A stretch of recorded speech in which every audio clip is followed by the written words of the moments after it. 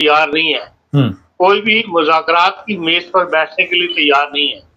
मसाइल तो हर जगह पैदा होते हैं और मसाइल का हल जो है वो मुज़ाकरात ही हुआ करते हैं कि मुज़ाकरात कर बैठ के तो कुछ ले दे के आपस में मामलात को तय किया जाता है। लेकिन मुसीबत सारी ये है कि यहाँ पर हुकूमत जो है वो 4-5 पार्टियों ने मिलकर बनाई हुई है और उनमें भी आपस में इत्तेहाद नहीं है, एक सोच नहीं है या सियासी फैसले करने के लिए एक दूसरे से उस किस्म की मुशावरत नहीं है जिस किस्म का हालात जो है वो तकाजा करते हैं। आपने देखा है कि बिलावल भुट्टो साहब जरा सी बात पे नाराज हो जाते हैं और वो ऐसे बयान दे देते हैं जिससे पता लगता है कि भाई उनके और हुकूमत के दरमियान जो है वो दरारें पैदा हो रही हैं। फिर हुकूमत को उनको बनाने के लिए भागना पड़ता है, 2-4 अपने वजीर उनके पीछे लगाने पड़ते हैं। इसी तरह फजल रहमान साहब जो है उनका कुछ पता नहीं होता कि आज इधर है कल उधर है, कभी इधर की मर्जी का बयान दे देते हैं, कभी इमरान खान की मर्जी का बयान दे देते हैं। जब से वो लंदन के 10 दिन के दौरे के बाद गए हैं वो खामोश थे और तमाशा देख रहे थे, बजाय इसके कि वो इस तरह उन्होंने 26वीं तरमीम में साथ दिया था। अभी चाहते नून लीग के वज़ीर-ए-आज़म का साथ दे सकते थे, उन्होंने भी जो है वो खामोशी इख्तियार कर रखी। ये सारी लड़ाई जो है इमरान खान के साथ की पार्टी के साथ वो वज़ीर-ए-आज़म या नून लीग अकेली लड़ रही है। अब नून लीग भी बात लिहाज से कमजोर है कि नून लीग के वो मेंबरान जो पुराने खिदमतगुजार थे, ये नून लीग के पुराने कारकुन थे जो नवाज शरीफ साहब के साथ हमेशा साथ रहे, दाएं बाएं उनके साथ रहे, उनमें से सिवाय 1-2 के बाकी सब इलेक्शन को हार गए या हरवा दिए गए और उनको भी मुशावरत में शामिल नहीं किया जा रहा या वो उस तरह दिलचस्पी नहीं ले रहे। तो इसलिए शहबाज शरीफ साहब जो है वो अकेले इमरान खान साहब के खिलाफ जो है वो लड़ रहे हैं, सवाए इसके कि उनको एक मिलिट्री एस्टेब्लिशमेंट की हिमायत जरूर हासिल है। उनको मैं हिमायती मैं तो नहीं कह सकता कि जो फैसले का इख्तियार जिसके पास ना हो उसके पास वो आप नहीं कह सकते कि वो हिमायत उसको हासिल है। हाँ, फैसले का इख्तियार जिनके पास है उनकी हिमायत जो है वो शहबाज शरीफ साहब को करनी पड़ती है। तो इन हालात के अंदर जो सूरत हाल से दिन ब दिन महसूस होते चले जा रहे हैं। अब जो कुछ हुआ पिछले 4-5 दिन के साथ उसके लिए पॉलिसी तो हुकूमत की यही थी, जो हुकूमत दरखास्त से कर रही थी इमरान खान साहब की पार्टी से भी आप 4 दिन के लिए डिले कर दें, जो गैर मुल्की मेहमान आ रहे हैं वो आके चले जाए पुरअमन हालात से, उसके बाद फिर आप ये हंगामा राई कर लें या आप जो एहतियात करना चाहते हैं। लेकिन वो अपनी बात पे अड़े रहे और आखिर उन्होंने इस्लामाबाद पहुंचने में कामयाब हो गए। तो जो कुछ हुआ आखिरी रात उस सारी दुनिया के अंदर जो है वो पाकिस्तान की सुखी हुई है। हुकूमत से लड़ना कोई इतना आसान नहीं होता, उनके पास हर किस्म के जराए होते हैं। रियासत का जो ताकत जो होती है वो जब दिखाने पर आ जाए तो फिर वो हर किस्म के हालात को कंट्रोल कर लेती है। लेकिन जब गैर मुल्की मेहमान मुल्क में हो तो उस वक्त नहीं चाहते कि भाई खून खराबा हो, जिसकी खबर दुनिया के अंदर जाए या गैर मुल्की मेहमान को पता लगे कि हाँ जी हमारी मौजूदगी के अंदर इतने बंदे मारे गए, इतने बंदे गोलियां चल गई, उससे अवॉइड कर रहे थे। वरना रियासत के पास तो इतनी ताकत होती है वो जो करवाना चाहे वो करवा लेते हैं। आखिर उन्होंने कल रात कहा ये जा रहा है, जो बात अखबार ने बताया आधे घंटे के अंदर उन्होंने डी चौक जो है वो खाली करवा लिया। जब वो खड़े हुए हैं खाली करवाने के लिए 11 बजे के बाद, उन्होंने आधे घंटे में डी चौक खाली, सारे वो मुजाहिरीन वगैरह जो जाने कुर्बान करने आए थे कि यहाँ से जब तक इमरान खान मोबाइल से बाहर नहीं आएगा उस वक्त तक हम नहीं यहाँ से जाएंगे, वो सब भाग भूग गए। और जो अमीन गंडापुर साहब हैं और वो जो बीबी है बुशरा बीबी, वो भी जो है वो फौरी तौर पर सूबा सरहद के दाखिल यहाँ से निकल के सूबा सरहद में चले गई। मैं समझता हूँ हुकूमत ने उनको शायद रास्ता दिया है, वरना जिस तरह हुकूमत उनको फॉलो कर रही थी अगर वो चाहती तो उनको रोक सकती थी। लेकिन हुकूमत तो ये चाहती थी कि ये इस वक्त बला टले मुजाहरा खत्म हो इस्लामाबाद से। और उसके अलावा इस्लामाबाद के अलावा तो कहीं बड़ा मुजाहरा नहीं हुआ और वहाँ इस्लामाबाद में भी जो है केपी के लोग आए हैं, मुकामी लोगों ने इतना साथ नहीं दिया। तो इस लिहाज से ये सूरत हाल जो है ये अब अगला स्टेप इमरान खान साहब क्या उठाते हैं, उन्हें अकल करनी चाहिए और ये मुजाहरे वगैरह जो है बंद करनी चाहिए और हुकूमत को भी अकल करनी चाहिए, एस्टेब्लिशमेंट को भी अकल करनी चाहिए और उनके ऊपर इतने लंबे मुकदमा बेशक चलते रहे लेकिन उनकी जमानत जो है वो हो जानी चाहिए।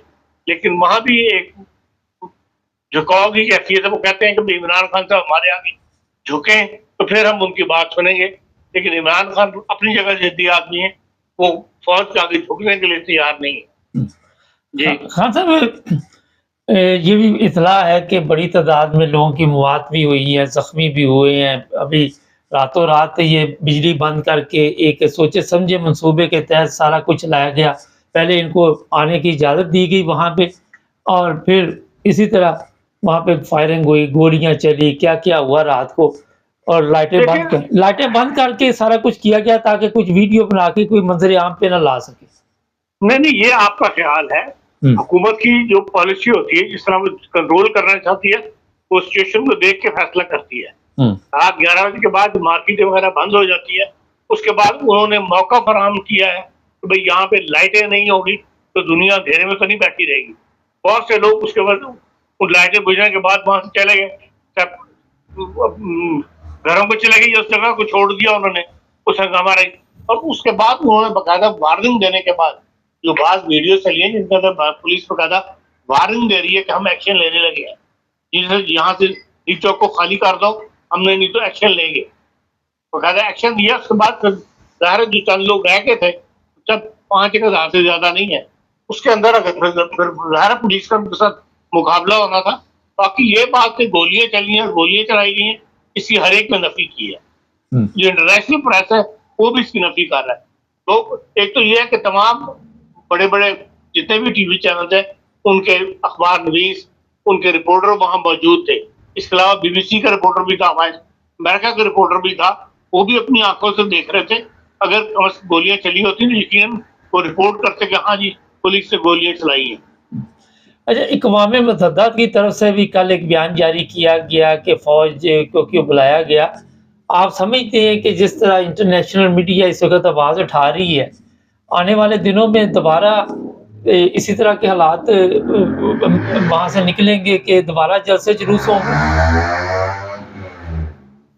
नहीं, इंटरनेशनल मीडिया में किस किस्म की आवाज उठा रही है? वो यही कह रही है कि यहाँ पे जुल्म हुआ है। मेरे पास वीडियो है, हमारे पास इंग्लिश न्यूज़ दे रहे हैं बाकायदा तौर पे कि पुलिस ने गोली चलाई है, ज़ख्मी हुए हैं लोग, और रातों रात ये सारी गेम डाली गई। ख़ास साहब, इनका रिकॉर्ड तो आपके सामने है, मॉडल टाउन वाला और दूसरे तीसरे, ये जितने भी राना सनाउल्लाह है या दूसरे लोग हैं, ये कोई दूध के धुले होते है तो है नहीं है। देखिए, मॉडल टाउन के मामले को इसके साथ आप ना मिलाएं।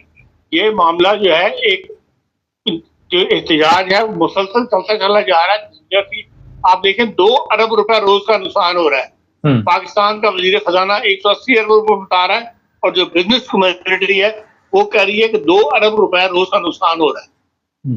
जो 2 अरब रुपया रोज का नुकसान किस बात के ऊपर लोगों को कौन बर्दाश्त करे, ये तो देखें ना। तो इन हालात को कभी तो बदलना चाहिए। जब हुकूमत कह रही है कि हमारे साथ मुज़ाकरात कर लो, उनको मुज़ाकरात की मेज पे बैठना चाहिए। खुद तहरीक इंसाफ की क़यादत जो है वो बटी हुई है, 4-5 ग्रुपों में बटे हुए हैं। कोई फैसला करने का इख्तियार किसी के पास नहीं है। फैसला करने का इख्तियार सिर्फ एक चेयरमैन के पास है, और वो अपनी जिद पे अड़ा हुआ है। ये सिर्फ उसकी जिद को पूरा करने के लिए 2 अरब रुपए का डेली नुकसान तो नहीं किया जा सकता। अच्छा, आप समझते हैं कि तरफ से जाना है जी, आप समझते हैं कि अब गवर्नमेंट के हौसले और बढ़ गए हैं और इमरान खान को बाहर ही नहीं जीने दे रहे थे, तो जेल में तो आप और भी उसके लिए मुश्किलात पैदा करेंगे। लेकिन इसमें हौसले बढ़ने वाली बात नहीं है। बात सिर्फ ये है कि दोनों जो है जो पार्टियां हैं या जो सियासत में सिर्फ लोग मौजूद हैं, वो एक मुज़ाकरात की मेज पर आए और जो सिचुएशन पैदा हुई है उसका हल निकालें। चाहे वो इमरान खान हो, चाहे वो नून लीग हो, चाहे पीपल्स पार्टी हो, चाहे वो मिलिट्री एस्टेब्लिशमेंट हो, सबको इस वक्त इन हालात को ये ज्यादा देर तक पाकिस्तान इसका मुतामिल नहीं हो सकता। इनको इसका हल निकालने के लिए एक मेज पर बैठना चाहिए, और अगर इनको जेल में जाकर मुज़ाकरात करने पड़ते हैं तो कर लें। अगर उसको नहीं निकाल सकते तो फिर वहां जाकर मुज़ाकरात कर लें। लेकिन उनकी भी जिद ये है कि नहीं, उनका हाई लेवल का आदमी जो है, शायद वो यही चाहते हैं कि मुनीर आसिम साहब उनके साथ आगे मुज़ाकरात करें। वो तो कभी मुज़ाकरात में शामिल नहीं होंगे। हाँ, उनकी जो खुफिया एजेंसियां हैं पाकिस्तान की, ISI वगैरह, उनकी क़यादत यकीनन मुज़ाकरात का हिस्सा बनेगी। तो जो सरबराह होता है फौज का, वो तो कभी भी किसी मुज़ाकरात का हिस्सा नहीं बनता। इसके हल निकालने की तरफ आना चाहिए, इसकी तरफ पीपल्स पार्टी भी पीछे हट रही है, इसका हिस्सा नहीं बनना चाहती, वो नून लीग को नाकाम होता देखना चाहती है और इस नून लीग को नाकाम करने के चक्कर में पाकिस्तान को नाकाम कर रहे हैं जो खुद साथी पार्टी हैं। हाँ साहब, थोड़ा सा इंटरनेशनल हालात पे थोड़ा सा बता दें, क्या चल रहा है यूक्रेन जंग के ऊपर? यूक्रेन जंग में जो अभी G20 वजारत खारजा की मीटिंग हुई है, उसमें यही है कि भाई अभी तक तो रूस जो है काफी आगे बढ़ आया है, यूक्रेन के कई इलाकों पर कब्जा कर लिया है, लेकिन अभी तक इन्होंने उसका जवाबी कार्रवाई नहीं की और ख्याल यही है कि भाई रूस को अगर छेड़ा गया तो वो एटमी असला जो है वो इस्तेमाल कर देगा। इसके लिए जाहिर है कि जो नया अमेरिकन प्रेसिडेंट है उनको लिए ऐसे बड़े फैसले करने के लिए उनका इंतजार किया जाएगा और यूरोप और अमेरिका यही चाहते हैं कि भाई अभी इस मामले को जो है वो जितना प्रोलॉन्ग किया जा सकता है वो कर दिया जाए ताकि नई हुकूमत आने बनने के बाद अमेरिका जो है इस मसले का हल तलाश करें। बहुत शुक्रिया खान। नाज़रीन, एक मेरे दोस्त हैं जर्मनी में, टैक्सी ड्राइवर हैं, वो कहते हैं अब जर्मन भी जो है इस बारे में बातचीत कर रहे हैं कि कुछ ना कुछ होने वाला है। आपको ये तो पता चल चुका है कि रूस इस वक्त बहाना तलाश कर रहा है कि अगर इन्होंने कोई और भी मिसाइल इधर भेजा है मेरे इलाके में रूस में, तो फिर मैं जवाबी कार्रवाई में जिस तरह अभी खान साहब ने भी कहा कि एटमी असला इस्तेमाल करूँगा। लेकिन खलबली मची हुई है, लोगों में परेशानी भी है। चैनल को सब्सक्राइब करें, जुड़े रहें हमारे साथ।